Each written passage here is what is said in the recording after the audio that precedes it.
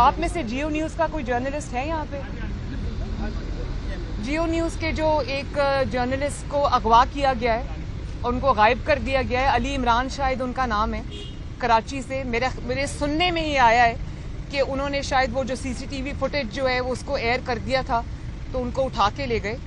تو میرا خیال ہے کہ یہ بہت افسوس کی بات ہے. آپ نے میرے کمرے پہ حملہ کر کے کیپٹن صفدر کی گرفتاری جس انداز میں کی ہے اس سے آپ نے بہت زیادہ بدنامی کما لی ہے. جس طرح آپ نے آئی جی کو اٹھایا، جس طرح آپ نے پولیس فورس کو اور صوبے کو انڈرمائن کیا، تو آپ نے بہت زیادہ بدنامی کما لی ہے. اب اس طرح سے اغوا کر کے اور لوگوں کو سچ اور حق بولنے کی سزا دے کے آپ مزید بدنامی نہ کمائیں، یہ بہت غلط بات ہے. اس روایت کو ختم ہونا چاہیے. جنرل باجوہ کی طرف جو وزیر اعظم صاحب ہے منہ پہ ہاتھ پھیر کے کہتے ہیں کہ میں ان کو چھوڑوں گا نہیں، جیل و عام جیل میں رکھوں گا، کیا یہی وہ ہاتھ مہنگائی اور چینی چوروں کے خلاف پھیرتے تو کیا بہتر نہیں ہوتا؟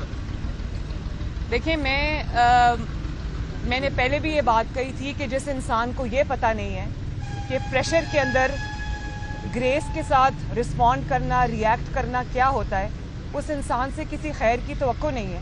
اور دوسری بات یہ کہ جس انسان کی پوری ذمہ داری اب پاکستان میں جہاں پر لوگ روٹی کو ترسے ہوئے ہیں، چینی اور آٹا غائب ہے مارکیٹ سے اور مہنگائی دن بدن بڑھتی جا رہی ہے، ان کی توجہ ساری نواز شریف کے اوپر ہے.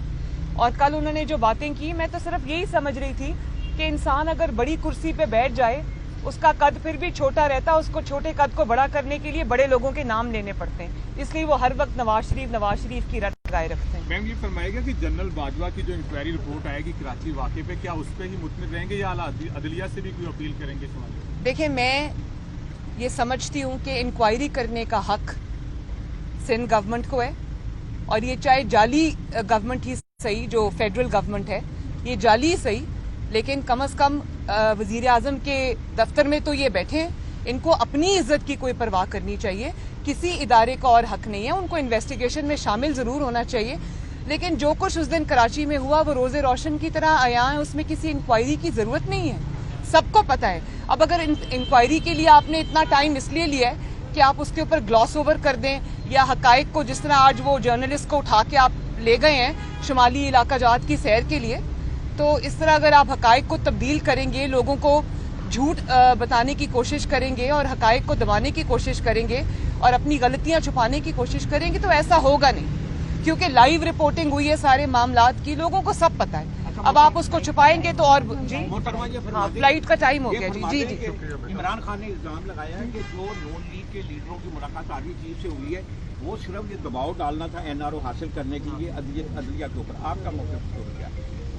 عدلیہ کے اوپر دباؤ ڈال کے این آر او لینا تھا؟ نہیں، میں نے تو ویسے یہ بات سنی بھی نہیں ہے، اور این آر او تو اب عمران خان کو ضرورت ہے این آر او کی، اور کسی کو ضرورت نہیں ہے. شکریہ.